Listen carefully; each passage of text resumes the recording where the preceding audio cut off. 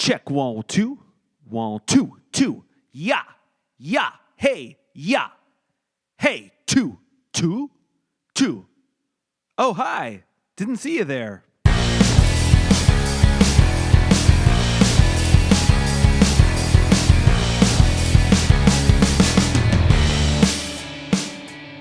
Welcome to Hitmakers.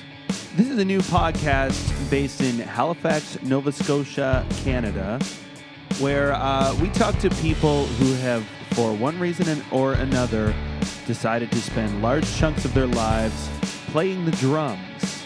So we're going to talk to them about what they do and why they do it.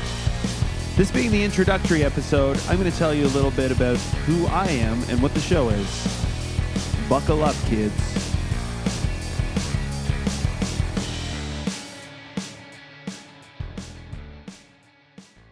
My name is Ryan, and I'm going to be your host.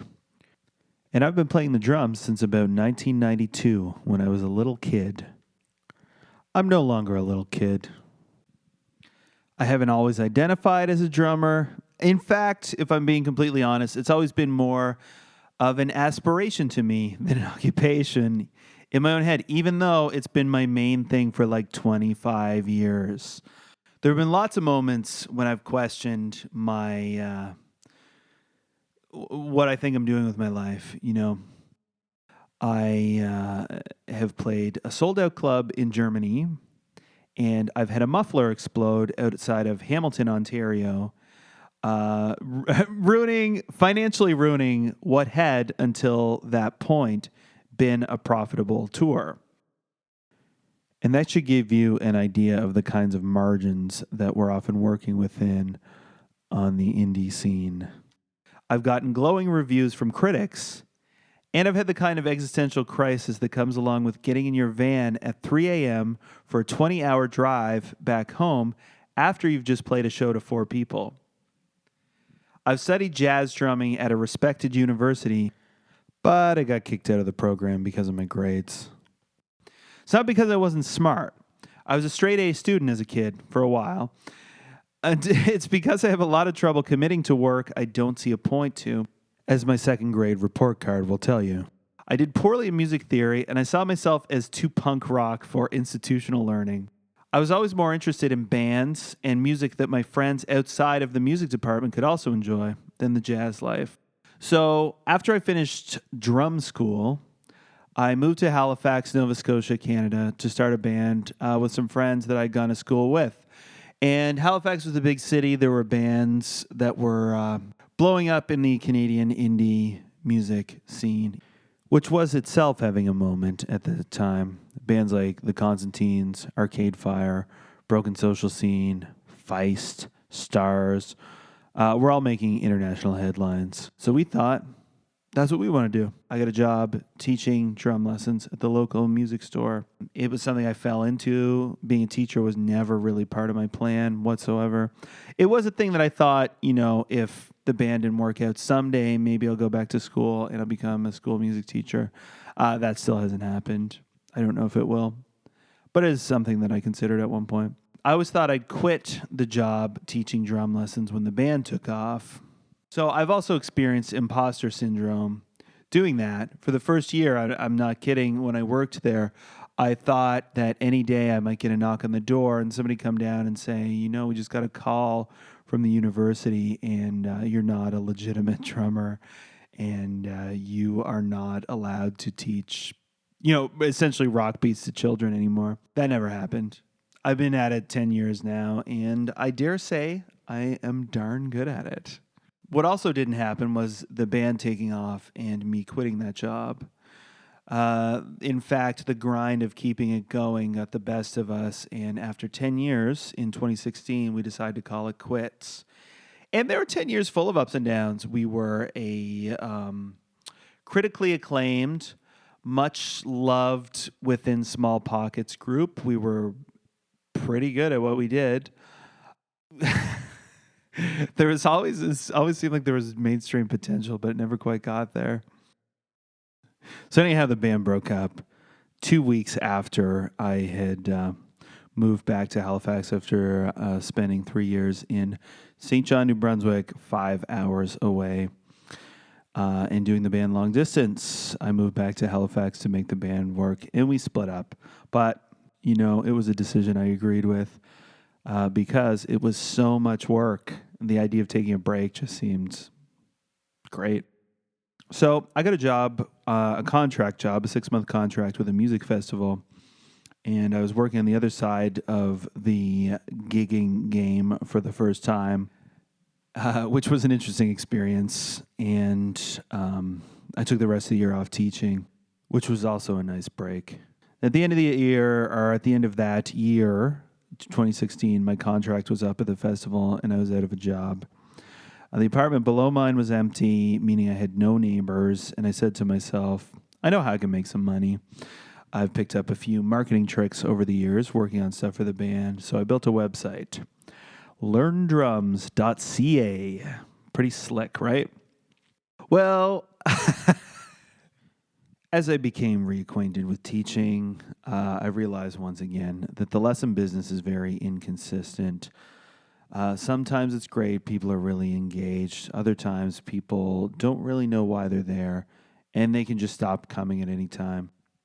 Particularly with kids, I'll be honest, because it's expensive and you've got to justify that investment in lessons if you're going to keep bringing your kid there. So they need to be interested, and ideally they should be practicing their instrument and getting better at it.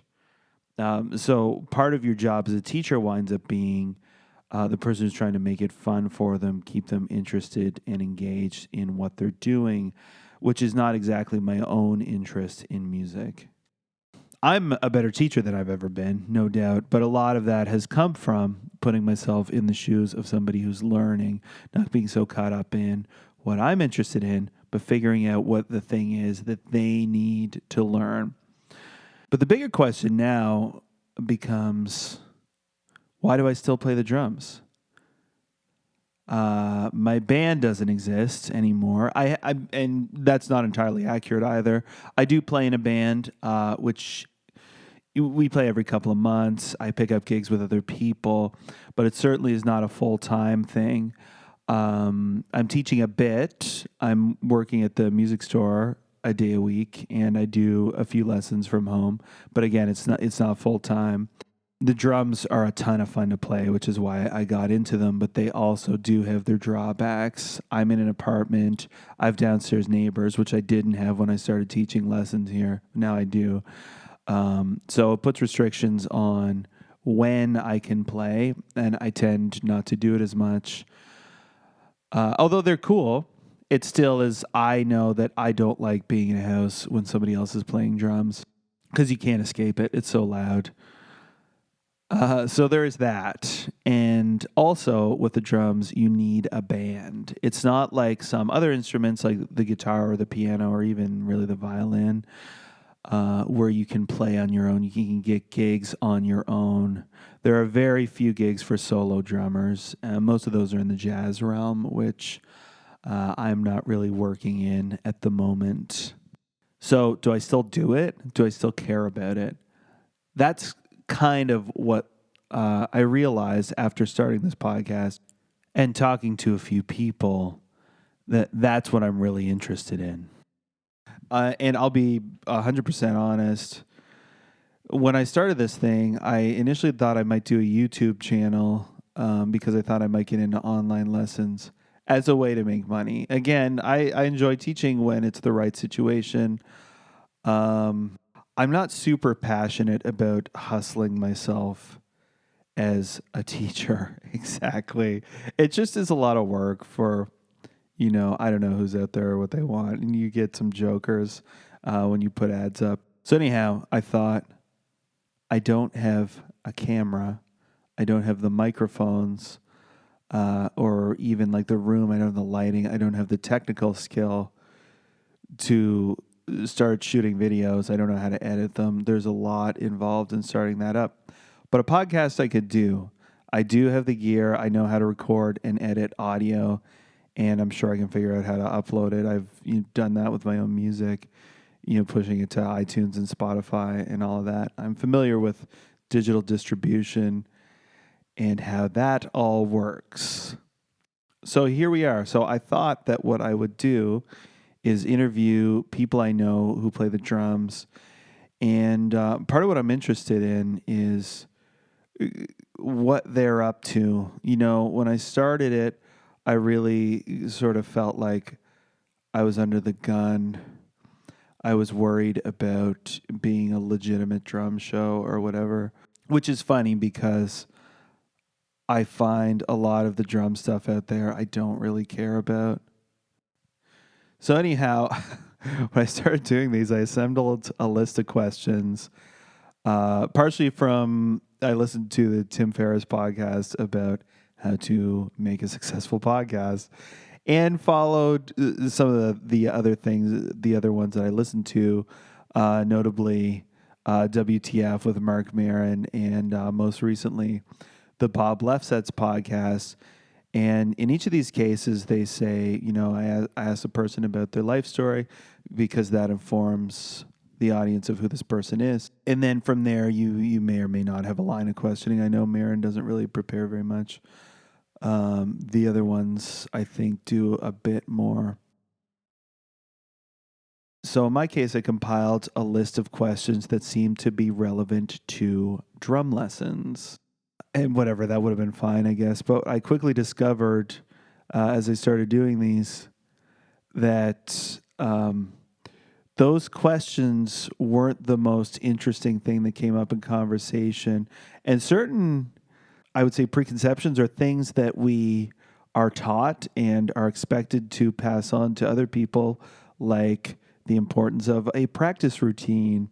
Some of the people that I interviewed said they don't practice their instrument.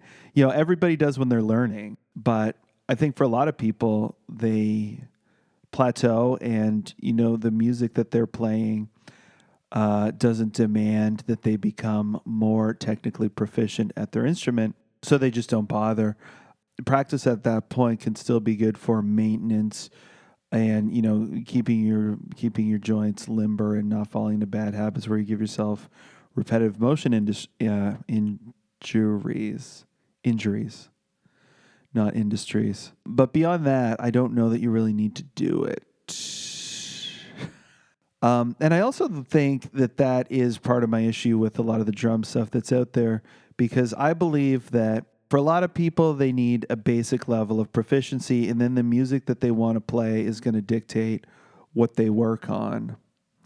So if you want to play Tool or whatever, Avenged Sevenfold or whatever you're into now in that realm, then you're going to need to be really good. If you want to be a professional drummer, you're going to need to be really good at your instrument. If you want to jam with your friends, you need to be okay, but really you need to be at the same level as your friends are on their instruments. And in fact, you don't want to be way better than they are, because then you are going to get frustrated. And I feel like a lot of what's out there in terms of YouTube drummer stuff is designed to, if you want people to keep coming back, you got to give them something new. So it doesn't matter if it's really relevant to music. It more is something new, something they maybe haven't seen before, something they can't play if you're an instructor. And I mean, that makes sense as a business if you're into pumping out content, which everyone on the internet is now.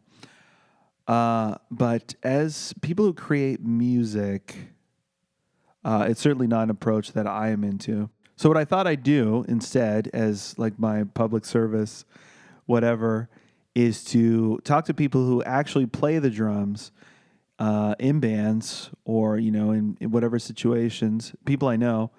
And I figure I could probably get 50 episodes deep just with people I know.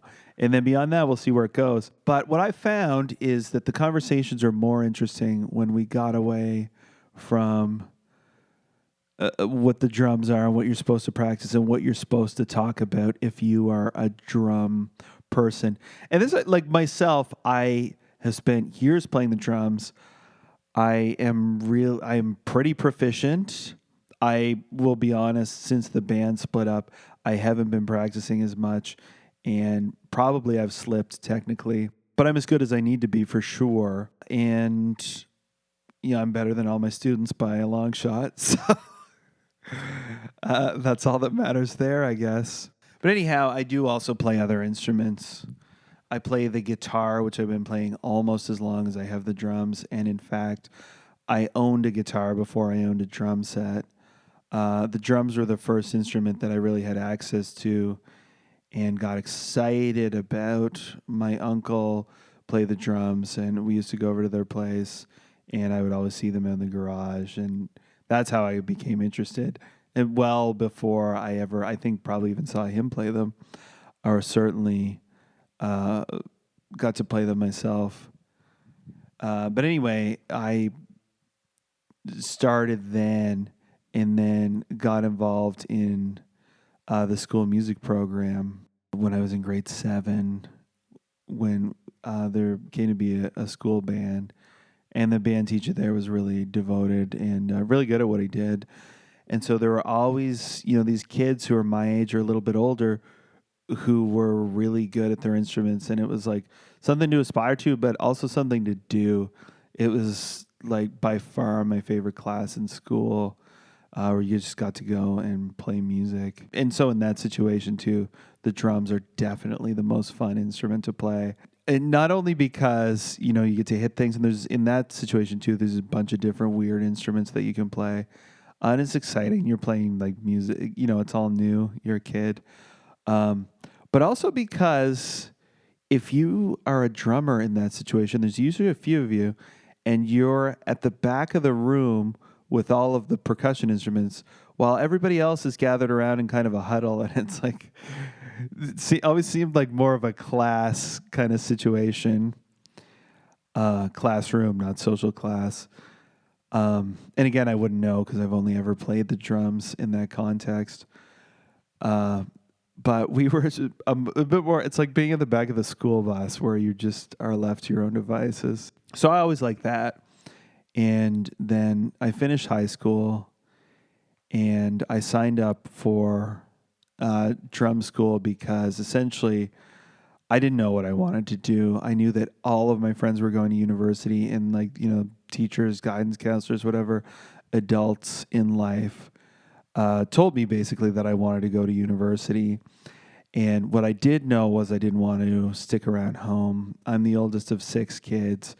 And, and my parents lived in the country too, which meant, you're always bargaining for the car. You're always, there are children running around the house on Saturday morning at 8 a.m. Not a whole lot of autonomy in the way that a 17, 18-year-old wants. So I knew I definitely wanted to get out and do something on my own. And my high school music teacher played in a band, and he recommended the university that I'm not going to name that I wound up going to, because that drummer filled in with his band sometimes, and he said it seemed like the more what I was into than some of the other music programs. And I told him I wanted to study music again, not because I really knew what that was, but because it felt like a big, investment in myself and a big next step. You're going off into the world, and I thought it would be really exciting because I always enjoyed those music classes in high school, and I thought it would be an extension of that. That's all I thought, and I thought that, like in high school, you have your music that you play in class, and then you have your music that you play on your own. And they're not the same thing. And the music that you play on your own time is what you're really excited about. But you like the school stuff too. It's fine. And your friends are in the class or whatever. Anyway, it wasn't that. And I wound up doing poorly in school because I wanted it to be that. And I didn't really want to do the thing that it actually was, which was, dedicate yourself to jazz. And as a result, I find I do have a kind of a cutoff with jazz that I like to listen to. I like the old stuff, but 1970 is kind of a cutoff for me. There are things that are newer than that I will listen to and enjoy, but by and large, if I'm going to listen to jazz music, it's from that classic period. with, Miles Davis, John Coltrane, Thelonious Monk, etc., Charles Mingus, Art Blakey, those cats. Anyhow, I'm rambling. This is off the top of my head. But this is what the show is. So if you are interested in the drums, if you are interested in the life of a musician, if you are interested in, and I didn't know this was a thing, but people have told me that they're into this, listening to people talk about something that they're passionate about, interested in, excited about, even if you don't understand that thing, the show is for you. I think it's turned out great. I think the people that I've interviewed have been really cool and exciting and fun, often really funny, frequently pretty interesting. If you are into music and you like gear or, how do I go about this? There's tons of stuff in here for you. And I was going to say, if you're looking for like paradiddle hacks or some drum thing like that, maybe you want to try somewhere else. But that is even here. Well, that's all I have to say for now. Thanks for listening to my ramblings, folks, and I hope you'll join me next time. Bye for now.